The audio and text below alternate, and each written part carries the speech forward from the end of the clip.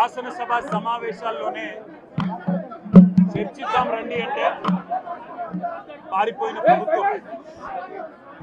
4 గోడల మధ్యలో కాదు, 4 ఆఫీసర్లతో కాదు, 4 కోట్ల మంది ప్రజల ముందు చర్చిద్దాం, వాస్తవాలు నిగ్గు తేలుద్దాం, నిజానిజాలు ఏందో తేలుద్దామంటే పారిపోయింది కాంగ్రెస్ ప్రభుత్వం.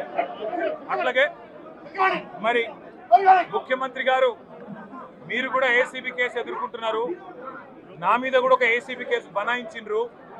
మరి దమ్ముంటే పిరికి పందవి కాకపోతే నువ్వు నేను లై డిటెక్టర్ పరీక్షను ఎదుర్కోవడానికి కూడా సిద్ధమని చెప్పినా ఇంతవరకు స్పందన లేదు. 6 నెలలైంది కేసు బనాయించి, సాధించిందేందో తెలియదు. వాస్తవం ఏంటి అంటే వాళ్ళ ఫార్ములా ఈ అనే ఒక రేసును హైదరాబాద్కు తీసుకొచ్చి హైదరాబాద్ ప్రతిష్టను ఇనుమడింపజేసింది కేసీఆర్ గారి ప్రభుత్వం. అదే మీరు అందాల పోటీలతో మిస్ వరల్డ్ అని ప్రపంచం ముందు అబాస్పాలు చేసింది కూడా కాంగ్రెస్ ప్రభుత్వం. ఇది వాస్తవం. నేను అనేదల్లా ఒకటే, నిజం ఎప్పుడైనా నిలకడ మీద తేలుతుంది. మాకు భారతదేశంలోని చట్టాల మీద, న్యాయస్థానాల మీద గౌరవం ఉంది కాబట్టే ఎన్నిసార్లు విచారణకు పిలిచినా వస్తామని చెప్పినా ఇది 3వసారి పిలవడం, 3 సార్లు కాదు 30 సార్లు పిలిచినా విచారణకు సహకరిస్తాం. మా మీద కేసులు బనాయించి మమ్మల్ని ఇబ్బంది పెట్టి కమిషన్లు వేసి మమ్మల్ని ఏదో ఇబ్బంది పెట్టినంత మాత్రాన, వేధించినంత మాత్రాన ప్రజల తరపున ప్రశ్నించడం బంద్ చేస్తామనుకుంటే అది కాంగ్రెస్ ప్రభుత్వం యొక్క అవివేకం, అజ్ఞానం అవుతుంది తప్ప ఇంకోటి కానే కాదు. పెద్దలు కేసీఆర్ గారిని, పెద్దలు హరీష్ రావు గారిని కాళేశ్వరం కమిషన్ ముందు కూర్చోబెట్టి మీరు పైశాచికానందం పొందొచ్చు. ఇవాళ ఏసీబీ ముందుకి విచారణకు పిలిపించి కొంత మానసికంగా రాక్షసానందం పొందుతూ ఉండవచ్చు. అవసరమైతే అరెస్ట్ కూడా చేస్తారు కావచ్చు. కానీ ఒకటి పక్క, తెలంగాణ కోసం గతంలోనే జైలుకు పోయి వచ్చిన వాళ్ళం. హైదరాబాద్ బ్రాండ్ ఇమేజ్ను పెంచే ప్రయత్నంలో భాగంగా హైదరాబాద్ బ్రాండ్ని కాపాడే క్రమంలో తీసుకున్న ఒక నిర్ణయం వల్ల మళ్ళీ జైలుకు పోవాల్సి వచ్చినా భయపడేది లేదు. ఒకసారి కాదు 100 సార్లు అయినా జైలుకు పోతాం, కానీ వదిలిపెట్టాం కాంగ్రెస్ ప్రభుత్వాన్ని, కాంగ్రెస్ పార్టీని. మీరిచ్చిన 420 హామీలు, మీరిచ్చిన దొంగ 6 గ్యారంటీలు, మీరిచ్చిన డిక్లరేషన్లు, ఇవాళ మీరు లోకల్ బాడీ ఎన్నికలకు సిద్ధమవుతా ఉన్నారని చెప్పి వార్తలు వస్తూ ఉన్నాయి. రేవంత్ రెడ్డి గారు నిన్ను మొత్తం రాష్ట్రంలోని బీసీ వర్గాల ప్రజలందరూ గమనిస్తున్నారు.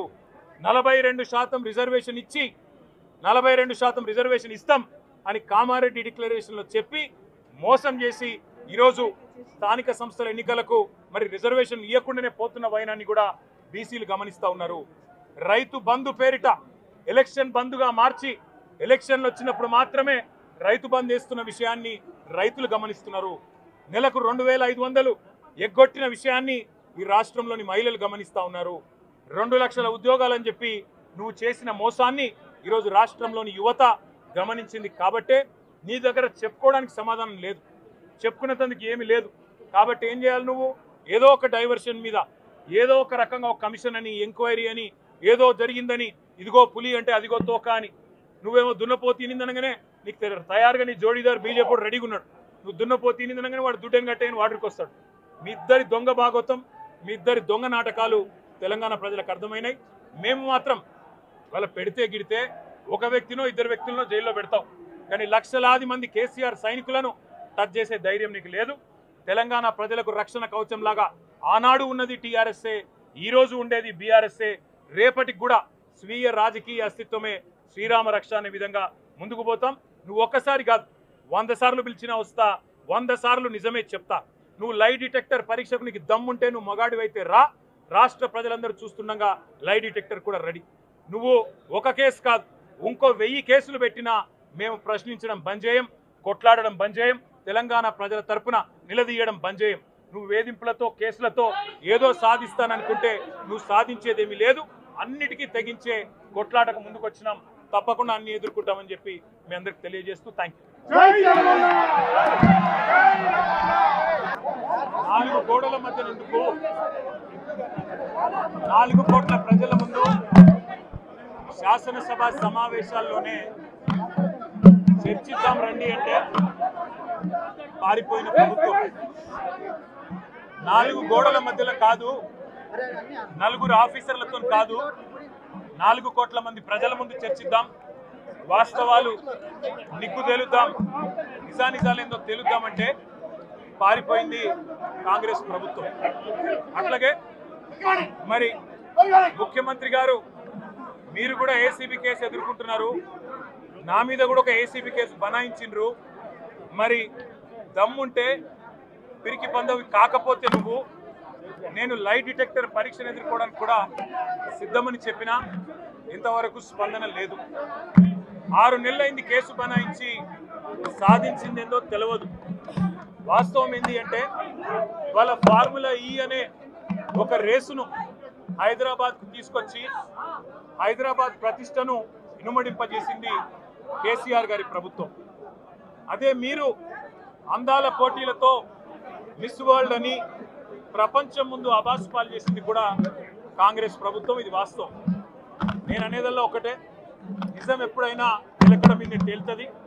మాకు భారతదేశంలోని చట్టాల మీద న్యాయస్థానాల మీద గౌరవం ఉంది కాబట్టే ఎన్నిసార్లు విచారణకు పిలిచినా వస్తామని చెప్పినా ఇది 3వసారి పిలవడం, 3 సార్లు కాదు 30 సార్లు పిలిచినా విచారణకు సహకరిస్తాం. మా మీద కేసులు బనాయించి మమ్మల్ని ఇబ్బంది పెట్టి కమిషన్లు వేసి మమ్మల్ని ఏదో ఇబ్బంది పెట్టినంత మాత్రాన, వేధించినంత మాత్రాన ప్రజల తరపున ప్రశ్నించడం బంద్ చేస్తామనుకుంటే అది కాంగ్రెస్ ప్రభుత్వం యొక్క అవివేకం, అజ్ఞానం అవుతుంది తప్ప ఇంకోటి కానే కాదు. పెద్దలు కేసీఆర్ గారిని, పెద్దలు హరీష్ రావు గారిని కాళేశ్వరం కమిషన్ ముందు కూర్చోబెట్టి మీరు పైశాచికానందం పొందొచ్చు. ఇవాళ ఏసీబీ ముందుకి విచారణకు పిలిపించి కొంత మానసికంగా రాక్షసానందం పొందుతూ ఉండవచ్చు, అవసరమైతే అరెస్ట్ కూడా చేస్తారు కావచ్చు. కానీ ఒకటి పక్క, తెలంగాణ కోసం గతంలోనే జైలుకు పోయి వచ్చిన వాళ్ళం. హైదరాబాద్ బ్రాండ్ ఇమేజ్ను పెంచే ప్రయత్నంలో భాగంగా హైదరాబాద్ బ్రాండ్ని కాపాడే క్రమంలో తీసుకున్న ఒక నిర్ణయం వల్ల మళ్ళీ జైలుకు పోవాల్సి వచ్చినా భయపడేది లేదు. ఒకసారి కాదు 100 సార్లు అయినా జైలుకు పోతాం, కానీ వదిలిపెట్టాం కాంగ్రెస్ ప్రభుత్వాన్ని, కాంగ్రెస్ పార్టీని. మీరిచ్చిన 420 హామీలు, మీరిచ్చిన దొంగ 6 గ్యారంటీలు, మీరిచ్చిన డిక్లరేషన్లు, ఇవాళ మీరు లోకల్ బాడీ ఎన్నికలకు సిద్ధమవుతా ఉన్నారని చెప్పి వార్తలు వస్తూ ఉన్నాయి. రేవంత్ రెడ్డి గారు నిన్ను మొత్తం రాష్ట్రంలోని బీసీ వర్గాల ప్రజలందరూ గమనిస్తున్నారు. 42% రిజర్వేషన్ ఇచ్చి 42% రిజర్వేషన్ ఇస్తాం అని కామారెడ్డి డిక్లరేషన్లో చెప్పి మోసం చేసి ఈరోజు స్థానిక సంస్థల ఎన్నికలకు మరి రిజర్వేషన్ ఇవ్వకుండానే పోతున్న వైనాన్ని కూడా బీసీలు గమనిస్తూ ఉన్నారు. రైతు బంధు పేరిట ఎలక్షన్ బంధుగా మార్చి ఎలక్షన్లు వచ్చినప్పుడు మాత్రమే రైతు బంధు వేస్తున్న విషయాన్ని రైతులు గమనిస్తున్నారు. నెలకు 2500 ఎగ్గొట్టిన విషయాన్ని ఈ రాష్ట్రంలోని మహిళలు గమనిస్తూ ఉన్నారు. 2 లక్షల ఉద్యోగాలని చెప్పి నువ్వు చేసిన మోసాన్ని ఈరోజు రాష్ట్రంలోని యువత గమనించింది. కాబట్టే నీ దగ్గర చెప్పుకోవడానికి సమాధానం లేదు, చెప్పుకునేందుకు ఏమీ లేదు.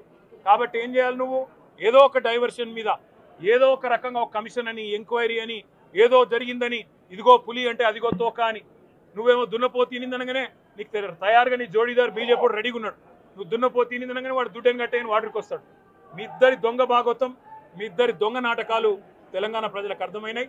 మేము మాత్రం వాళ్ళ పెడితే గిడితే ఒక వ్యక్తినో 2 వ్యక్తులను జైల్లో పెడతాం, కానీ లక్షలాది మంది కేసీఆర్ సైనికులను టచ్ చేసే ధైర్యం నీకు లేదు. తెలంగాణ ప్రజలకు రక్షణ కవచంలాగా ఆనాడు ఉన్నది టీఆర్ఎస్ఏ, ఈరోజు ఉండేది బీఆర్ఎస్ఏ, రేపటికి కూడా స్వీయ రాజకీయ అస్తిత్వమే శ్రీరామ రక్ష అనే విధంగా ముందుకు పోతాం. నువ్వు ఒక్కసారి కాదు 100 సార్లు పిలిచినా వస్తా, 100 సార్లు నిజమే చెప్తా. నువ్వు లై డిటెక్టర్ పరీక్షకు నీకు దమ్ముంటే నువ్వు మగాడివైతే రా, రాష్ట్ర ప్రజలందరూ చూస్తుండగా లై డిటెక్టర్ కూడా రెడీ. నువ్వు ఒక కేసు కాదు ఇంకో 1000 కేసులు పెట్టినా మేము ప్రశ్నించడం బంద్ చేయం, కొట్లాడడం బంద్ చేయం, తెలంగాణ ప్రజల తరపున నిలదీయడం బంద్ చేయం. నువ్వు వేధింపులతో కేసులతో ఏదో సాధిస్తాననుకుంటే నువ్వు సాధించేదేమీ లేదు. అన్నిటికీ తెగించే కొట్లాటకు ముందుకు వచ్చినాం, తప్పకుండా అన్ని ఎదుర్కొంటామని చెప్పి మీ అందరికి తెలియజేస్తూ థ్యాంక్ యూ.